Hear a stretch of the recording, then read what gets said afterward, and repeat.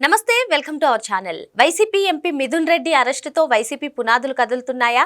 Mithun Reddy arrest అవ్వగానే వైసీపీ నేతలందరూ కూడా ఒక్కొక్కరిగా ప్రెస్ మీట్ పెట్టి అరెస్ట్ గురించి మాట్లాడారు. ఇదంతా ఒక ఎత్తు అయితే మరి ఆగస్ట్ 1 వరకు కూడా మిథున్ రెడ్డికి రిమాండ్ విధించారు. మరి ఆగస్ట్ 1 లోపు ఆయన్ని మళ్ళీ కస్టడీకి తీసుకుంటారా? మరి విచారణలో ఏం జరుగుతుంది? అసలు ఆగస్ట్ 1 తర్వాత ఏం జరగబోతుంది? ఇప్పటికే సిట్ వైఎస్ జగన్మోహన్ రెడ్డిని అంతిమ లబ్ధిదారుగా తేల్చి చెప్పడం జరిగింది. మరి ఫస్ట్ తర్వాత జగన్మోహన్ రెడ్డి అరెస్ట్ ఖాయమా? ఇటువంటి అంశాలన్నీ కూడా చర్చించడానికి మనతో పాటుగా ఉన్నారు senior political analyst Srinivas Jonnalagadda గారు. నమస్తే సార్. నమస్కారం అండి.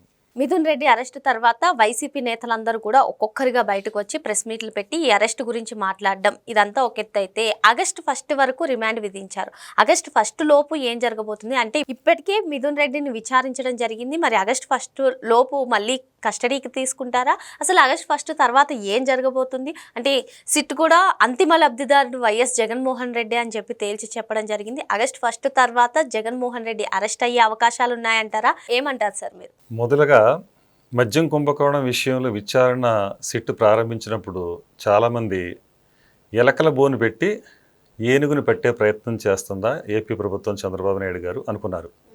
కానీ వాళ్ళు చూస్తే ఎలకలనే కాదు ఏనుగును కూడా దాటి ఇవాళ పిత్త పరుగుల నుంచి ఆఖరిన ఉన్న తిమింగలం ఏదైతే ఉందో, సప్త సముద్రాలు ఏ సముద్రంలో ఉందో తెలియని ఉన్న అలాంటి పెద్ద తిమింగలాన్ని కూడా ఇవాళ పట్టింది సిట్ అని నిరూపించుకుంటాను తాను సిట్.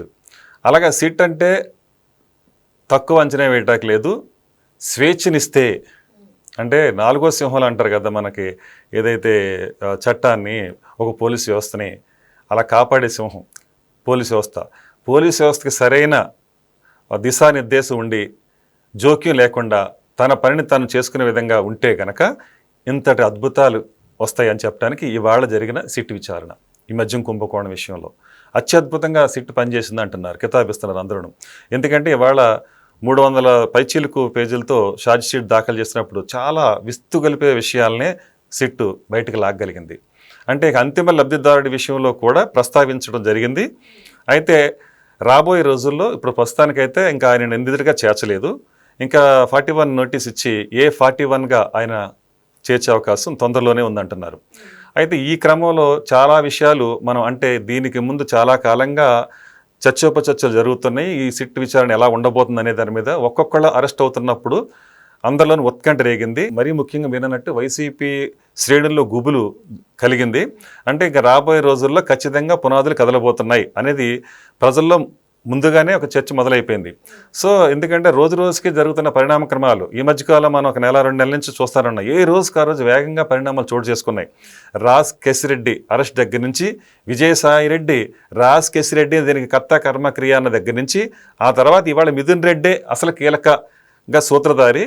ఇవాళ ఆర్థిక ఈ ఏదైతే ఒక దోపిడీ జరిగిందో ఈ మద్యం కుంభకోణం విషయంలో వీటి వెనకాల ఉన్నారు, ఎవరెవరు ఉన్నారు, వాళ్ళ పాత్ర ఏంటి, ఈ పాత్రధారులు సూత్రధారులు ఎవరు, అంత క్లియర్ కట్గా చాలా శోధించి సాధించింది సిట్. ఇవాళ కొన్ని కోట్ల రూపాయలు అంటే 1000 కోట్ల రూపాయలు బంగారంలో తర్జుమా అయిపోయింది అంటున్నారు. అలాగే బ్లాక్ మనీగా వెళ్ళి ఎక్కడెక్కడో సూట్ కేస్ కంపెనీలు ఇట్లా చాలా చోట్ల డంప్ అయిపోయింది. అలాగే ఎలక్షన్లో కూడా సుమారుగా 200 నుంచి 300 కోట్లు ఖర్చు అయింది అంటున్నారు. విచ్చలవిడిగా సంపాదన, విచ్చలవిడిగా ఖర్చు, విచ్చలవిడిగా విలాసాలు, ఎవరికి వాళ్ళు దుబాయ్ వెళ్ళేసి ఇంకా ఎక్కడెక్కడ పడితే అక్కడ వీళ్ళు సినిమాలు తీయటాలు ఒక్కడ కాదండి. అంటే ప్రజల నుంచి పిండి వాళ్ళ ఆరోగ్యాలను కూడా లెక్క చేయకుండా ఇవాళ నిజంగా వీళ్ళ పంపిణీ చేసిన ఆ మద్యం ఏదైతే ఉందో అసలు అది మద్యమా విషమా కూడా తెలియదు. అలాంటి విషాన్ని ప్రజల్లోకి నింపి 30,000 మంది ప్రాణాలు ఉసురుపోసుకుంది. ఉరకనే పోద్దండి పాపం. అలాగే లక్షలాది మంది కిడ్నీ ఫెయిల్యూర్తో ఉన్నారు, చాలామంది బెడ్ రిడన్ అయ్యారు, అదే లక్షలాది మంది. ఈ ఉసురు ఊరకనే పోదండి. ఎందుకంటే 30,000 కుటుంబాలు ఇవాళ రోడ్డున పడ్డాయి. మీరు ఇంతమంది ఉసురు పోసుకుని మీరు సాధించింది ఏంటి? మళ్ళీ తిరిగి మీరు జైలు కూడా లెక్కటాల్సిందే కదా. అంటే ఇక్కడ విచారణ పూర్తయిన తర్వాత మీరు ఏదైతే పాపం చేశారో అదంతా బట్టబయలైపోయింది. ఇవాళ మిథున్ రెడ్డి మొత్తం ఇంకా రేపొద్దున రిమాండ్ తీసుకున్నారు. రాజమండ్రి జైల్లో విచారణ ప్రారంభిస్తారు. ఆ విచారణలో చాలా విషయాలు అతను బయట పెడతాడు. ఎందుకంటే అత్యంత కీలకమైన వ్యక్తి, మాస్టర్ మైండ్ అని కూడా ఇతనికి పేరు పెట్టారు. అలాగే అక్కడ విజయసాయిరెడ్డి ఇంట్లో జరిగిన సమావేశంలో కొత్త మద్యం ఆర్థిక విధానాన్ని ఏ రకాలుగా వ్యూహరచన చేశారు అన్నీ వచ్చేసినాయి. వీళ్ళు ఆ సాక్ష్యాలన్నీ లేకుండా చేద్దామని ప్రయత్నించారు. కానీ అన్ని సాక్ష్యాలు ఇవాళ రికార్డెడ్ ఫోరెన్సిక్ ల్యాబ్ నుంచి అన్నీ వచ్చి ఇవాళ కొన్ని వేల పేజీలతో ఇప్పుడు సిద్ధంగా ఉంది. సో దీన్ని బట్టి ఏంటంటే ఇంకా రాబోయే రోజుల్లో ఈ సిట్ దర్యాప్తుని బేస్ చేసుకుని ఈడీ కూడా ఎంటర్ అవుతుంది అనే ఊహాగానాలు కూడా వినిపిస్తున్నాయి. అదే జరిగితే సిట్టే ఇప్పటికే పూర్తి స్థాయిలో ఉచ్చి బిగిచ్చేసింది. ఇంకా ఈడీ కూడా ఎంటర్ అయితే ఇంకా పూర్తిగా మీరన్నట్టు వైసీపీ పునాదులే కాదు అసలు రూపురేఖలు లేకుండా పోతుంది పార్టీ. అలాగే వీళ్ళందరూ కూడా కంప్లీట్గా అంటే ఆలీబాబా అరడ దొంగలు కాదు, ఆలీబాబా 40 దొంగలు కూడా కాదు, దోపిడీ దొంగలు. అంటే ఊరి మీద పడి ఎలా దోచుకుంటారో మనం చాలా సినిమాలు సినిమాలు అలాగా స్టూవర్ట్ దొంగ ఎవరితోనూ పోస్టాగలేదు. ఆ విధంగా వీళ్ళు ఒక రకంగా భయంకరమైన దోపిడీ చేశారు. ఆర్థిక దోపిడీ, రాష్ట్రాన్ని చిన్నాభిన్నం చేసి ఎంత కావాలంటే అంత ఎవరికాళ్ళు దోసుకుని రాష్ట్రాన్ని ఒక శ్మశానంగా వీరన్నట్టు బొత్స సత్యనారాయణ మార్చేసేసి ఆయన పదాలను శ్మశానాన్ని పద్దాకా వాడతాడు, అమరావతి గురించి మాట్లాడు. అలాగా వీళ్ళు శ్మశానం చేసి అంటే నిజంగా అంతమంది ప్రాణాలు పోగొట్టారు, అంతమంది జీవితాలను నాశనం చేశారు. ఇవాళ ఏ విధంగా చూసుకున్నా రాష్ట్రం కోలుకోవాలని దెబ్బతీసి ఈ పరిస్థితికి వచ్చారు వీళ్ళు. సో కాబట్టి ప్రజల్లో ఆగ్రహ జ్వాలలు రేగబట్టి 11 సీట్లు కూర్చున్నారు. అంటే దీన్ని బట్టి అర్థం ఏంటంటే మీరన్నట్టు ఆల్రెడీ ప్రజలే సమాధి కట్టేశారు వైసీపీకి. ఇంక ఇప్పుడు ఈ దర్యాప్తులు అన్ని విషయాలు బయటపడిన తర్వాత సిట్ దర్యాప్తులో మీరన్నట్టు ఖచ్చితంగా పునాదులు కూడా లేకుండా పోతుంది పార్టీ. ఇప్పుడు సిట్ పక్క ఆధారాలతో 11 మందిని అరెస్ట్ చేయడం జరిగింది. ఇప్పుడు మిథున్ రెడ్డిని కూడా అరెస్ట్ చేయడం జరిగింది సార్. మరి అంతిమ లబ్ధిదారుడు జగన్మోహన్ రెడ్డి అని కూడా చెప్తోంది. ఇదంతా అన్ని ప్రూఫ్స్తో సిట్ బట్టబయలు చేసింది. అయితే మరి ఇప్పుడు కీలక నేతలు వైసీపీ కీలక నేతలు అందరూ కూడా బయటికి వచ్చి ఇది అక్రమ అరెస్ట్, మిథున్ రెడ్డి అసలు పెద్దిరెడ్డి రామచంద్రారెడ్డి ఫ్యామిలీ వైఎస్ ఫ్యామిలీకి చాలా అనుబంధం ఎక్కువ, సో అందుకే మిథున్ రెడ్డి మీద కక్షపూరితంగా ఇటువంటి చర్యలకు పాల్పడుతున్నారని కానివ్వండి, ఇది కూడా ఒక రెడ్ బుక్ రాజ్యాంగంలో ఒక కక్ష సాధింపు చర్య అని చెప్పి వాళ్ళు అనడం కానివ్వండి, ఏ విధంగా చూడాలంటారు? ఇవన్నీ ఇంతకుముందు ఏదైతే ఛార్జ్ షీట్ రాకముందు దానికి ముందు మాట్లాడుంటే కొంత ఏదైనా నమ్మటానికి అవకాశం ఉండేది. చాలా క్లియర్గా సాక్ష్యాలు ఉన్న తర్వాత కూడా ఇంకా బొంకాలనే ప్రయత్నం వృధా. ఇది వాళ్ళు తెలుసుకోవాలి. ఇది ఆల్రెడీ అందరూ వీళ్ళు చివరాకరణ ఉన్న బిగ్ బాస్ మీద చూపిస్తున్నాయి. అంటే మిస్టర్ అండ్ మిస్సెస్ జగన్ అంటున్నారు. ఎందుకంటే ఇవాళ బాతిరెడ్డి గారు కూడా ఈ విషయంలో ఇన్వాల్వ్ అయ్యారు అనేది కూడా వినిపిస్తున్న వాదన. ఎందుకంటే ఆ బంగారు రూపంలో ఎక్కడైతే దాచారో ఇవన్నీ కూడా ఆవిడకి కూడా ఇందులో భాగం ఉంది, భాగస్వామ్యం ఉంది అంటున్నారు. అంటే ఒక బంగారు లేడీగా అభివర్ణిస్తున్నారు ఇవాళ చాలామంది బయట. అంటే ఆ బంగారు లేడీ, ఈ మాయ లేడీ ఎవరు అనేది కూడా రేపు దర్యాప్తులో తేలబోతుంది. అంటే ఆ సందర్భంగా మరో ఎక్యూజ్డ్గా ఆవిడని చేర్చే అవకాశం కూడా ఉండే అవకాశం ఉంటుంది. దీన్ని బట్టి అంతిమ లబ్ధిదారులు మిస్టర్ అండ్ మిస్సెస్ జగన్ అని అంటున్నారు. అంటే మరి ఆగస్టు 1 తర్వాత జగన్మోహన్ రెడ్డితో పాటు భారతిరెడ్డి ప్రమేయం ఉంటే భారతిరెడ్డిని కూడా అరెస్ట్ చేస్తారంటారా? సాక్ష్యాధారాలు పరిశీలించిన తర్వాత ఇప్పుడు వీళ్ళు ఎవరైతే విచారణ చేస్తున్నారో ఈ విచారణ జరిగిన తర్వాత ఇంకా చాలా విషయాలు బయటకు వస్తాయి.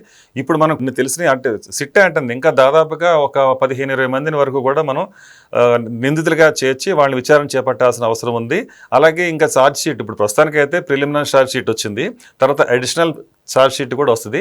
దాని తర్వాత ఆగస్టు 1 తర్వాత ఏదైతే మిథున్ రెడ్డి నుంచి తీసుకున్నారో ఈ సాక్ష్యాలు ఇవన్నీ అతని నుంచి తీసుకున్న సేకరించిన సాక్ష్యాలతో పాటుగా ఆ తర్వాత ఇంకొక కీలకమైన వ్యక్తి విజయసాయి రెడ్డి గారు ఉన్నారు. ఆయన కూడా విచారణకి రావాల్సి ఉండి ఆయన వాయిదా కోవడం జరిగింది. ఇప్పుడు ఖచ్చితంగా మిథున్ రెడ్డి 1వ తారీఖు లోపల ఈ విషయాలను బయటపెట్టే లోపల ముందు కానీ వెనక్కి కానీ విజయసాయి రెడ్డి కూడా హాజరు కావాల్సి ఉంది.